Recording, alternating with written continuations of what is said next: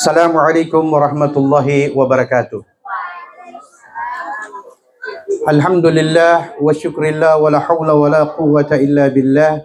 Ashhadu an la ilaha illallah wahda wa ashhadu anna Muhammadan abdu wa rasuluhu wa la nabiyya ba'da.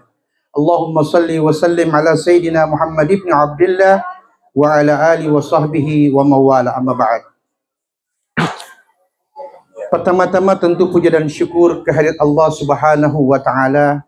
Demikian pula salawat dan salam kita haturkan, kita persembahkan kehadiran Nabi yang mulia, Nabi tercinta, Nabi Allah Muhammad sallallahu alaihi wasallam, baik kepada keluarga dan para sahabat-sahabat beliau. Yang kita hormati, kita muliakan hari ini kedua pasangan, kedua mempelai yang duduk bersanding, yang beberapa hari lalu telah melangsungkan akad nikah di 4 bulan yang lalu ya, di Bintauna. Yang hari ini keluarga perempuan mengadakan acara unduh mantu.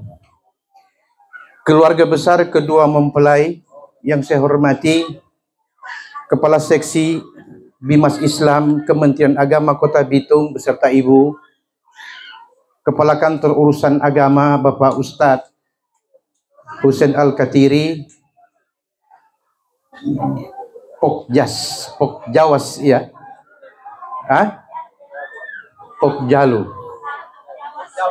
Pokjawas yang hadir, kakek dari kedua mempelai jauh-jauh datang dari Bintauna, Bapak Ustadz Abdul Haq pengurus Al-Khairat Bolang Mengondoh Utara, Ustadz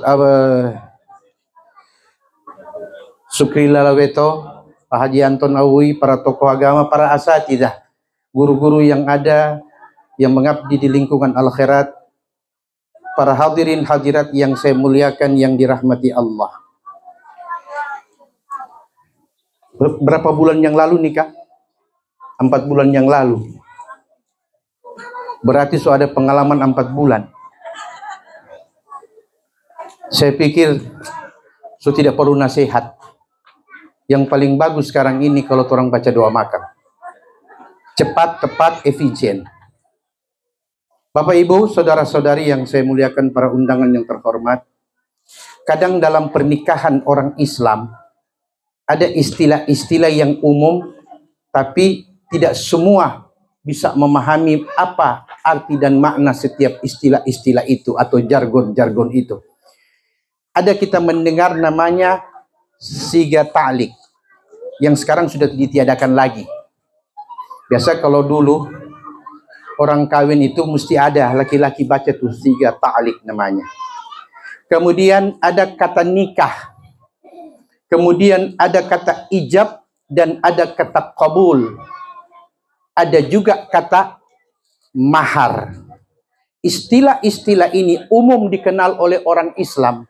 Tapi mari kita lihat apa tujuan makna istilah-istilah itu yang dipakai di dalam hukum pernikahan. Yang pertama, seorang laki-laki tidak dibolehkan memberi mahar, mengantar mahar kepada seorang wali dari perempuan sebelum ada namanya khitbah. Apa itu khitbah? Prosesi lamaran, prosesi permintaan dari keluarga laki-laki kepada pihak wali keluarga perempuan. Bila lamaran ini diterima, itu artinya khitbah sudah mulai berlaku hukum perkawinan secara Islam. Perempuan yang telah dikhitbah oleh seorang laki-laki haram hukumnya menerima pinangan dari laki-laki manapun sebelum ada pembatalan dari pihak perempuan atau wali perempuan. Itu khitbah namanya. Jadi proses hukum Islam dalam perkawinan bukan nanti ijab kabul, Pak. Dari khitbah sudah dimulai itu. Bisa dipaham? Kemudian setelah lamaran diterima, khitbah diterima, disitulah disepakati apa maharnya, kapan tanggalnya, di mana pelaksanaannya, siapa saksinya, siapa walinya, dan sebagainya. Di khitbah itulah ditentukan. Bisa dipahami Pak, Bu? Kalian berdua tidak usah paham, karena ini proses yang kalian sedang jalani sekarang. Nah, setelah itu, datanglah waktu dan kesempatan yang telah disepakati. Maka di situ ada rukun nikah, ada syarat nikah, ada juga namanya wajib nikah atau sunnah nikah. Apa saja hal-hal itu? Pertama,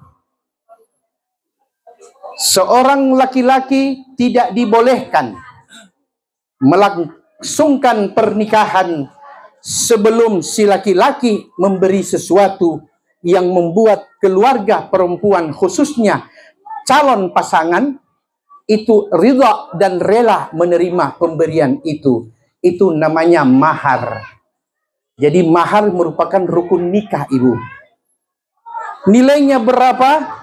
Nilai mahar adalah dalam Islam sebaik-baik mahar, yaitu mahar yang di dalamnya ada nilai materi.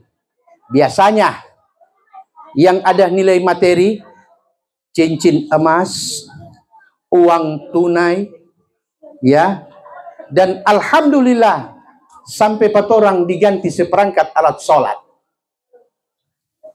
Ini alat sholat boleh dibeli tapi susah mau jual ulang. Betul tidak? Alat sholat itu bukan semestinya kita jadikan mahar utama.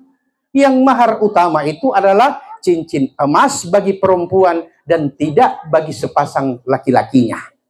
Karena laki-laki dalam Islam haram memakai emas. Jadi paham? Jangan ikut-ikutan ya. Berikut.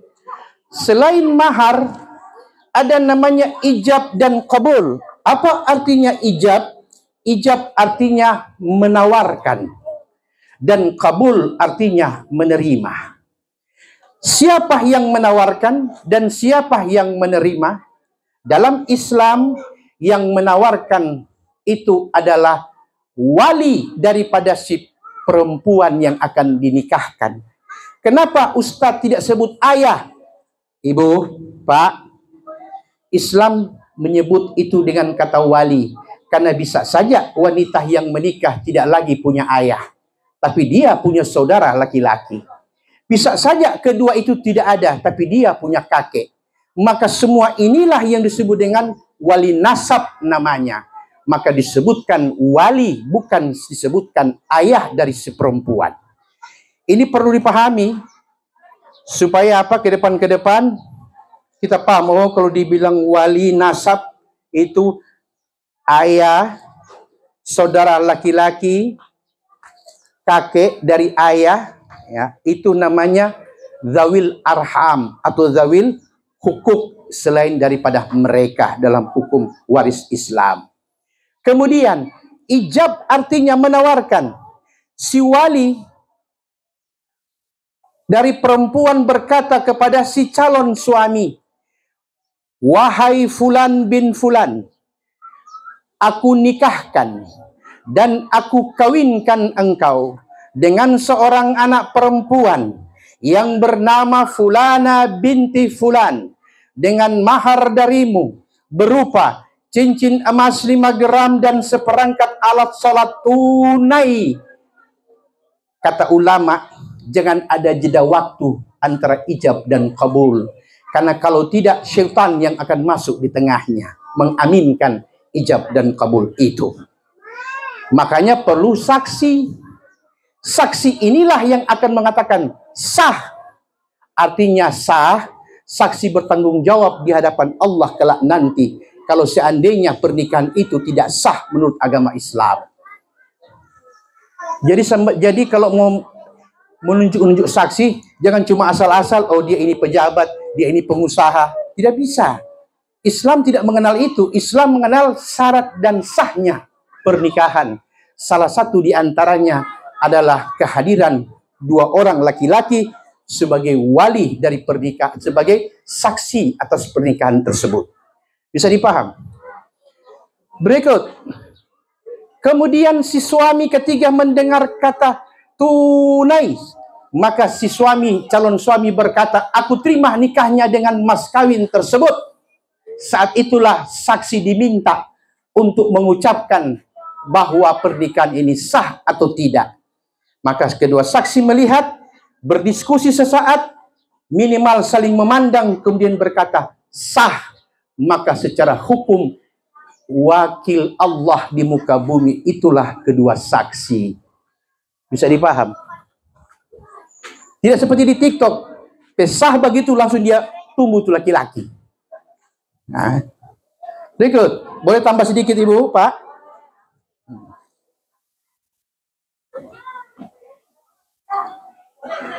Ijab artinya menawarkan.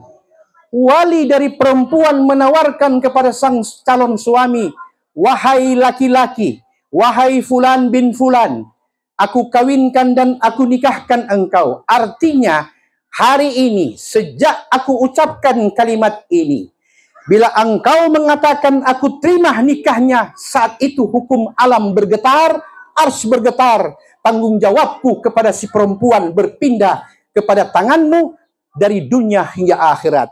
Ayah sudah berlepas diri. Itu hukumnya.